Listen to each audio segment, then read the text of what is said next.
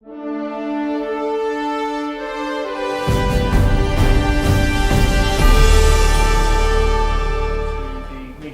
financial strategy update on page 169 to 180, and this is Councillor Head. Thank you, Leader. Tonight I want to build on some of the announcements that were made before Christmas. Two key things about Council's financial position.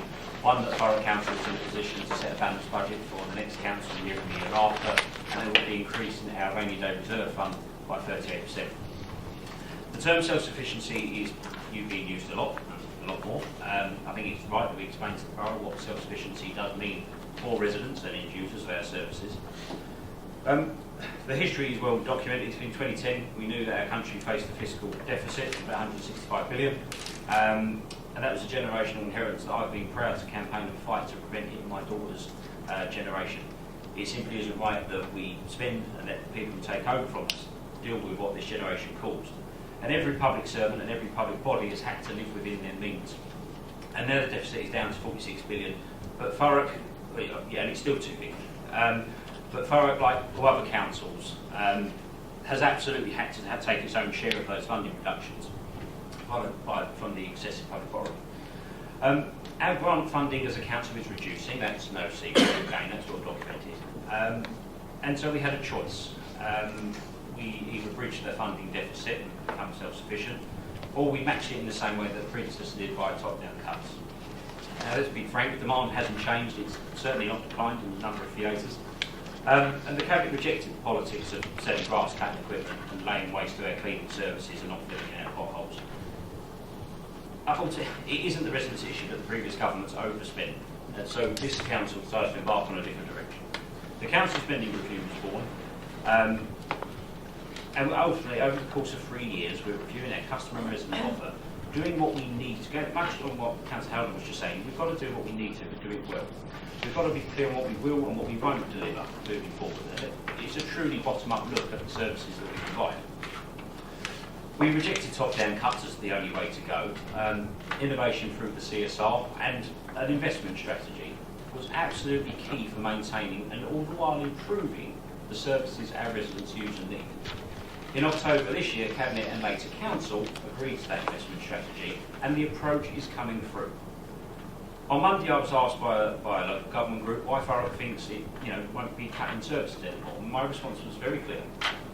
Last year, finding efficiencies, we made fantastic effort, but there were reductions in spending. There is no argument there. But this year, the gap has been closed. Following that financial strategy, following that piece of work around investments, we now have a choice as to how we move forward. Our services mustn't just be good, they must be excellent. And I explained that to that person that our service reviews, if they identify a need to spend less but we'll still get a better service, i.e. fewer buildings, better services, then we'll be having those conversations. Quite equally, as we review all of the services over a 3-year period, if a service requires more investment, conversely, we will also be looking to apply more spending in that area. It's in our span of control to do so. So the third paragraph of this report in the exec summary makes clear that the success of the Council's approach means that no further savings are being proposed at this time. This report seeks a number of matters to consider, and I'm about to address them. The Cabinet do support an increase of 3% to the adult social care precept.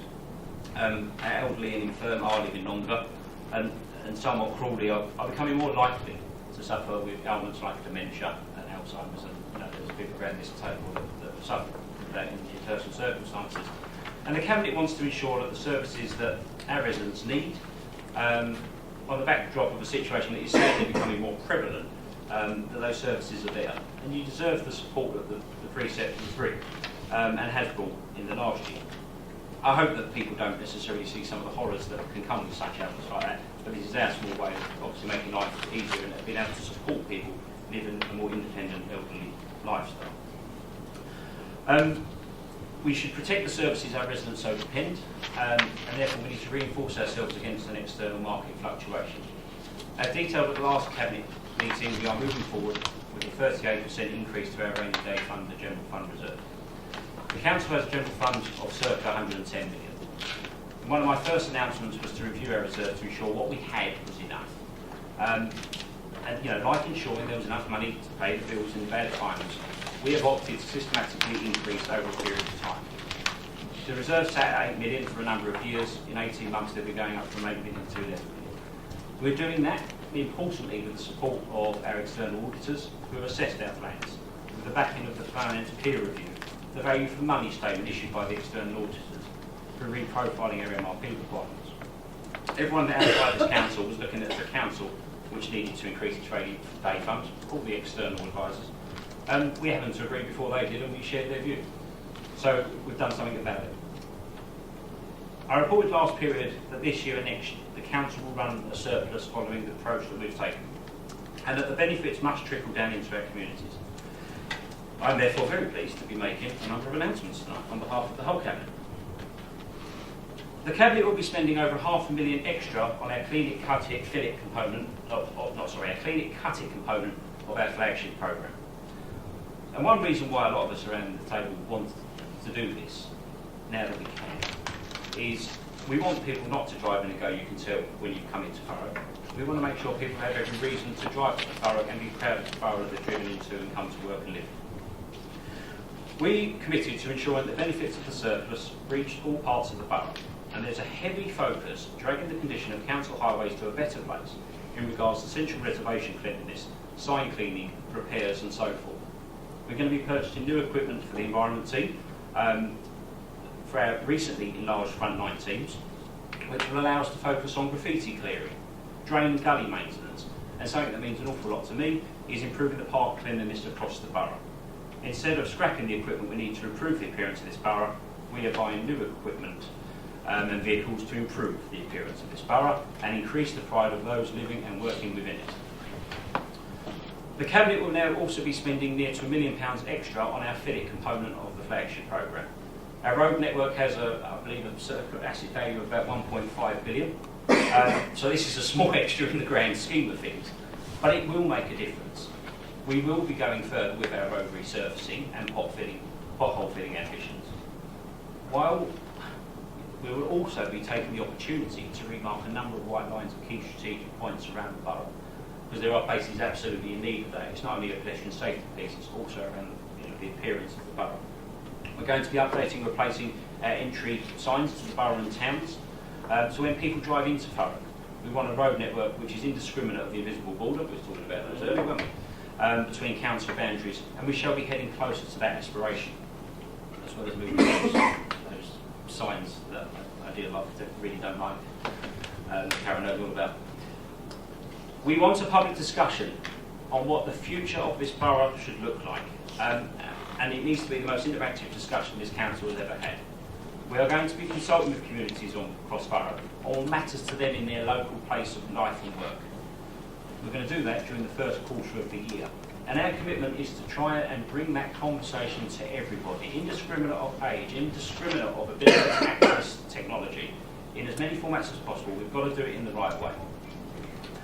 Now, speaking of Thurrock as a place in the future, Councillor Smith isn't here yet. So, Councillor Smith is leading a hard piece of work. I think all Cabinet agree to that. You know, we absolutely support what he does.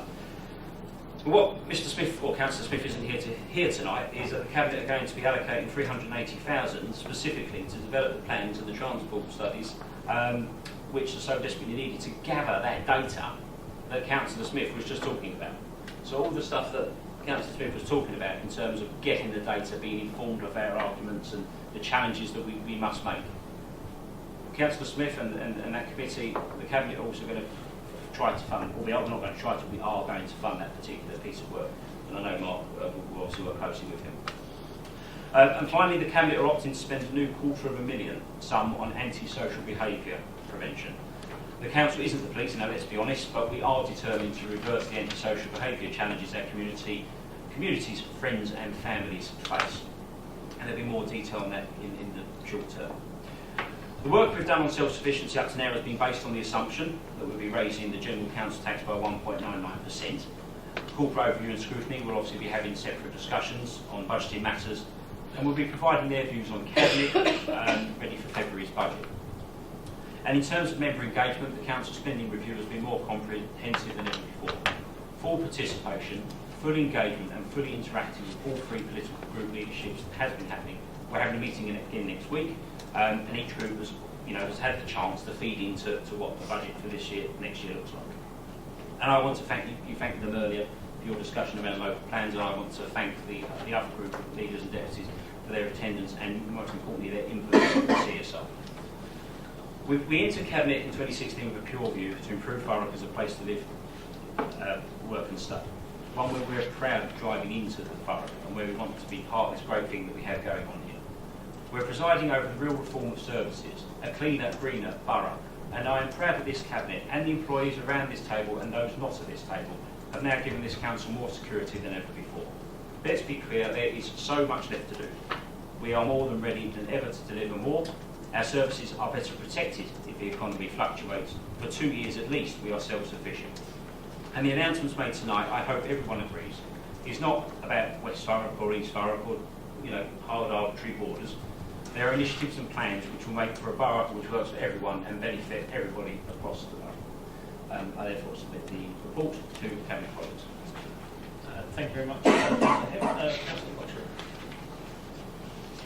Yeah, it's fantastic news, and it's obviously this is £2.3 million of extra budget. 2 years ago we were in this, we're looking at graphs of doom and terribleness, and we got cuts after many years and cuts. And then within not 2 years of administration, we've changed this graphs. What we've done is actually made a surplus this year of £2.53 million, so we were able, good prudence, good financial management, spend an extra £2.3 million on things that really matter to people, which is clean it, cut it and fill it. And I'm very glad I've got a small amount of money to make sure we engage better with communities, which is consultations are not very, I've always been over and over again at full council here, poor consultation, not enough people coming. Well, we've got the money now to actually do a good consultations, and we've got the money to make sure we get good data. I remember 4 years ago, the last leader said out publicly, it's not our job to do traffic modelling, it's not our job to do anything for the Lower Thames Crossing, to fight the Lower Thames Crossing, but that's not true. This council's got to find the money to get pro data, show the right figures, and then we'll give our committee the data we need to actually fight things when they're really wrong, or accept things. That's what we've got to get the truth, and we can't keep going with anecdotal evidence. And then both them funds that I'm very glad to spend in my portfolio will be able to deliver that. And again, it just shows that, okay, people moan about the Conservative Party and moan about things that we're not here. We're here. Good prudence, good financial management means we can spend when we want to on the right things we should be doing instead of making it look bad the borough, deliberately making it horrible.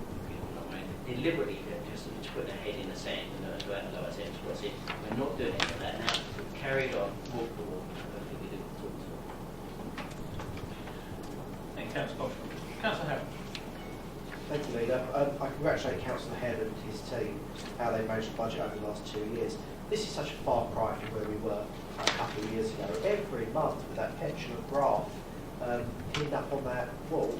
And here we are tonight, £500,000 plus extra on Clean It, Cut It, £800,000 plus extra on Fill It, £250,000 extra on fighting antisocial behaviour, £380,000 on making sure that we've got the data that we need to fight our corner in regards to the Lower Thames Crossing. All of that while protecting weekly bin collections, building new classrooms, increasing the rainy day fund, new equipment on the streets, new medical centres. That is an astonishing achievement. And I have to ask Councillor Head, because he interacts with the finance team far more often than I have to. Do you actually think that the things that we've achieved, a balanced budget, a surplus budget, do you honestly think you could have achieved that if every month you had stuck a graph of doom on the wall and told everybody this borough is run down, it's going to be worse and worse on a daily basis because there is no other way? Do you think we could have achieved this if you had followed the same path that the Labour Party stuck us on for 6 years? Councillor Head. I think there was a question for me. The truth about it is, the obvious answer is no, because we've done something so different. Only this week, Monday, Tuesday, isn't it? I had an email from another council who had seen what we were doing and wants to find out more. That's not to say that one cap fits all, and we are the absolute model for local government in terms of everything. But what we can say is that the work that we have done has introduced self-sufficiency for 2 years, and we are on way to being the first unitary authority in this land that's able to do that. And the fact that heads are turning towards us to look for us for guiding light and inspiration is a good sign of how to do things differently while protecting frontline services. I mean, let's be honest with you, self-sufficiency is another way of saying the services that you've got now will be sustained despite an economic backdrop of reduction in funding, reduction to pay back the deficit nationally. But that means we also have to continue the reform of our services. I genuinely believe that having our, we have to look at services and build them up rather than just take bits off each year incrementally in an arbitrary fashion, blah, blah, blah. We have to build services, and I thank the directors board around the table and the chief executive because they have brought a refreshing view to things and supported our direction of travel. Bottom up, directional up, a cross-functional look at the way we do things here.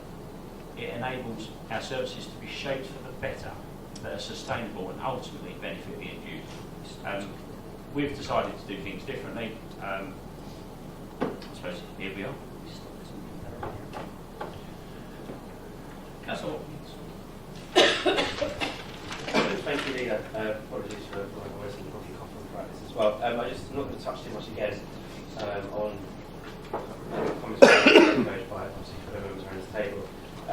From an environment point of view, it's well documented the state of the department, which was inherited in May 2016. One working tractor, equipment broken, there's hardly any equipment. And and I'm really proud of what I can say tonight, we've got money going back in to repurchase equipment. And it's not just your big equipment, it's everything that's from the bottom up, It's the minor things, coming onto that, Mark, it's the minor things which handheld power equipment tools, which have not been updated from conversations for over 10 years sometimes, and we're just getting repaired, and nobody else is actually allowed to go and buy new equipment.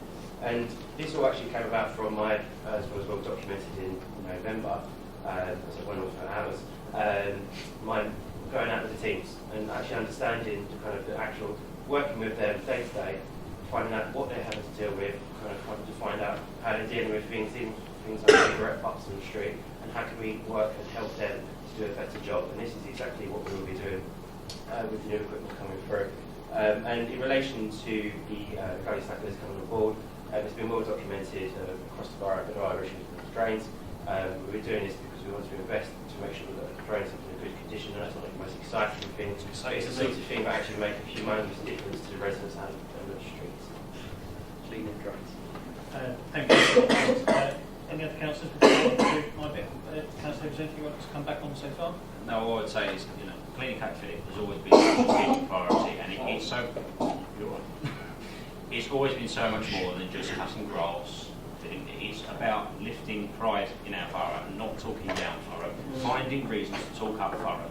Now, someone once said to me, I think I might have already said it, years ago, that you can tell when you drive into Thurrock. And you know what? That was part of the reason why I ended up where I'm now here today.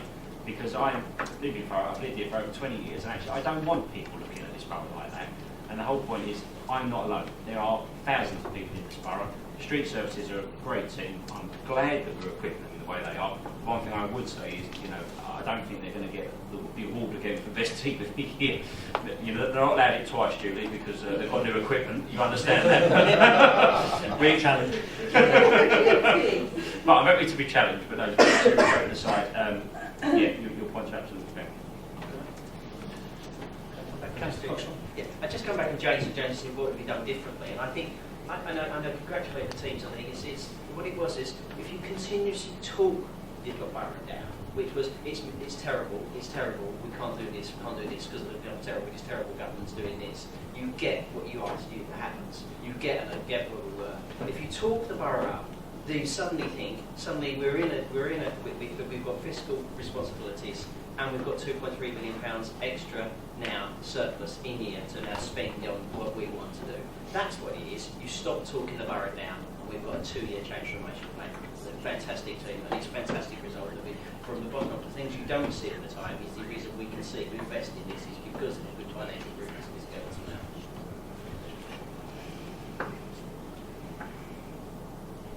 Glad we haven't spent far too much money on our intercom systems. I did it as well.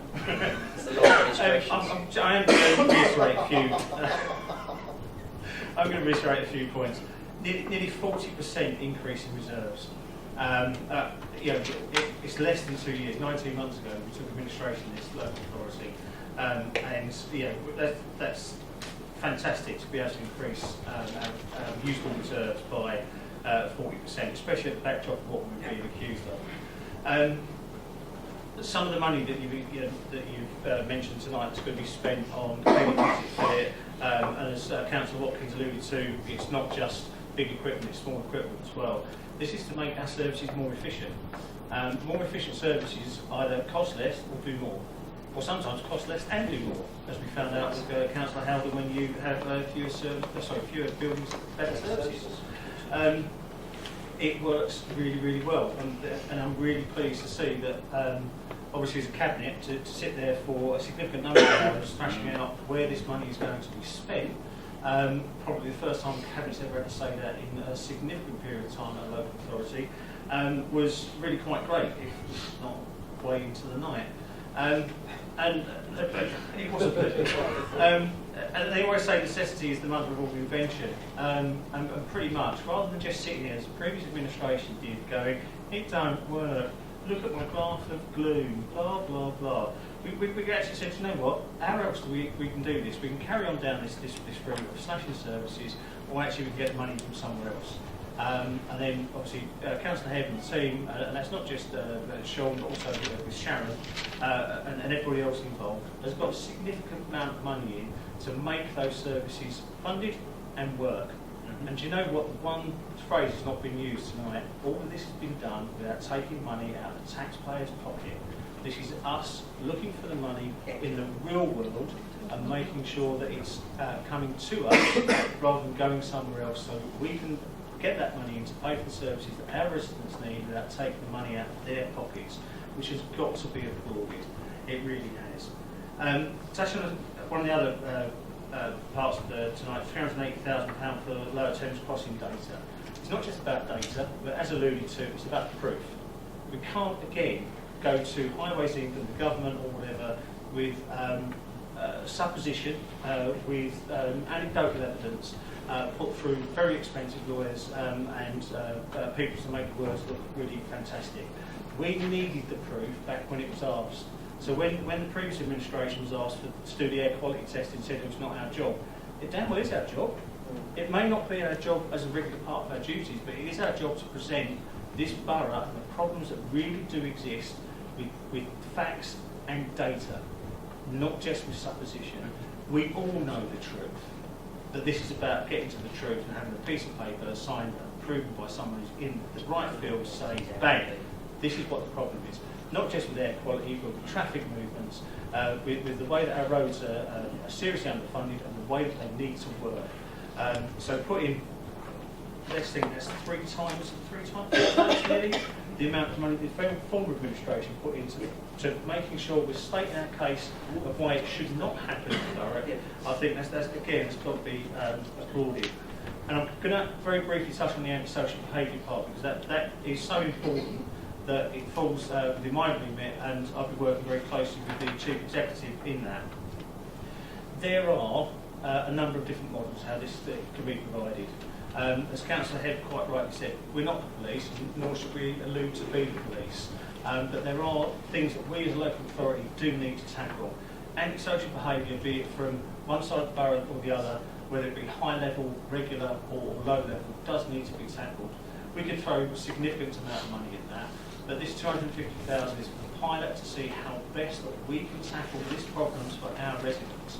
And it will come under the programme of Stop It, because quite frankly, it doesn't need to happen.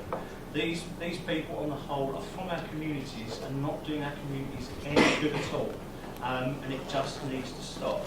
So I can't wait to be visiting other local authorities and speaking to them to find out how they deliver this service, what their problems are, because they may well be different, they may well be the same. And let's be working, again, as Councillor Howden alluded to earlier, not just in our silo of the local authority and just dealing with us, but let's be working with us as the local authority antisocial behaviour team, with the police, with all of our inclusion teams, with the DAT teams, and everybody else that needs to be brought in to make sure the antisocial behaviour at whatever level we cover is brought down to a minimum. And to be able to save £250,000 in that for 1 year is just absolutely fantastic. We have mentioned the graph of gloom and the graph of doom and everything else that was pinned up behind me. I think what we need to be doing is having a graph of boom, because quite frankly, that's exactly what we are doing. The money that we are bringing in is more than what the government has been producing to make sure that they can meet the deficit to get that down. That's not the amount of money we borrow in total. That's the amount of money we have to borrow each month, each year as a nation just to make ends meet. We need to bring that down so the amount of money coming in and the amount of money that can be spent, the taxpayers' money that can be spent, comes back down to us eventually. The only way we can do that is by spending nationally very prudently and locally by looking at alternatives to collect the money in that are needed to run these services. So again, and I can't say this enough, well done Shane, well done Sean and Sharon and everybody in the team, indeed everybody's team who's here tonight that have done their best to try and not only improve the borough but to get that money in. No, we don't always get it right on every single level, but on a much grander scale, as we've seen tonight, having £2.3 million extra to spend at the end of the year that hasn't come out of the taxpayer's pocket is absolutely fantastic. So that's a very long speech from me. I'm going to move to page 170 and the 5 recommendations that are listed there. Are we in agreement? Agreed. Thank you.